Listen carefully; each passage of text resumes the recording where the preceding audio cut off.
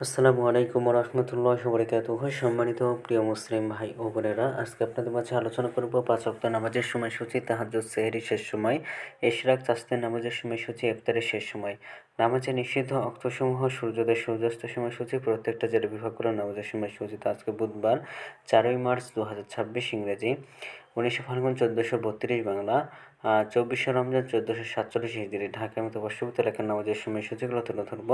তারপর অন্য জেলা বিভাগগুলোর নামাজের সময়সূচিগুলো তুলে ধরব। তো যে যেখানে ভিডিও দেখছেন কমেন্ট করে জানাবেন।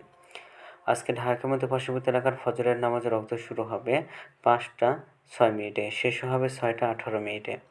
জোহরের নামাজের রক্ত শুরু হবে 12টা 14 মিনিটে, জোহরের নামাজের রক্ত শেষ হবে 4টা 22 মিনিটে।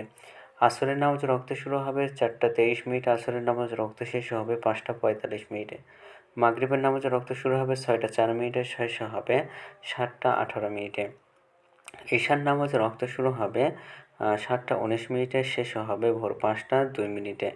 আজকে ঢাকা মতো পার্শ্ববর্তী এলাকার সেহরির শেষ সময় হলো 5টা 3 মিনিটে, আর ইফতারের সময় হলো সন্ধ্যা 6টা 4 মিনিটে।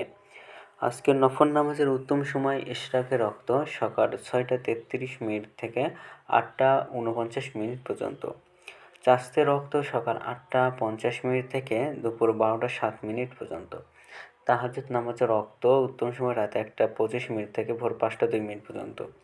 নামাজের নিষিদ্ধ ওয়াক্ত হলো 3টার সময়, সকালে 6টা 19 থেকে 6টা 32 মিনিট পর্যন্ত, দুপুরে 12টা 8 মিনিট থেকে 12টা 13 মিনিট পর্যন্ত এবং সন্ধ্যায় 5টা 46 থেকে 6টা 2 মিনিট পর্যন্ত।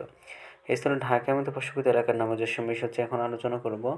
বিভাগীয় শহরের জন্য উল্লিখিত সময়ের সঙ্গে যেসব বিভাগের সময় আপনারা যোগ বিয়োগ করবেন তা হলো এই, অর্থাৎ আপনারা বিয়োগ করবেন চট্টগ্রাম 5 মিনিট এবং সিলেটে 6 মিনিট কম করবেন।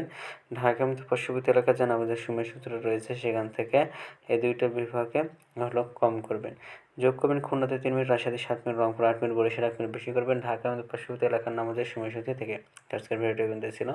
আর এই সূত্র নিয়েছি ইসলামিক ফাউন্ডেশন থেকে। ভিডিওটি ভালো লাগলে অবশ্যই চ্যানেলটি সাবস্ক্রাইব করে পাশে থাকবেন। ধন্যবাদ সকলকে। আসসালামু আলাইকুম রহমতুল্লাহি ওয়া বারাকাতুহু।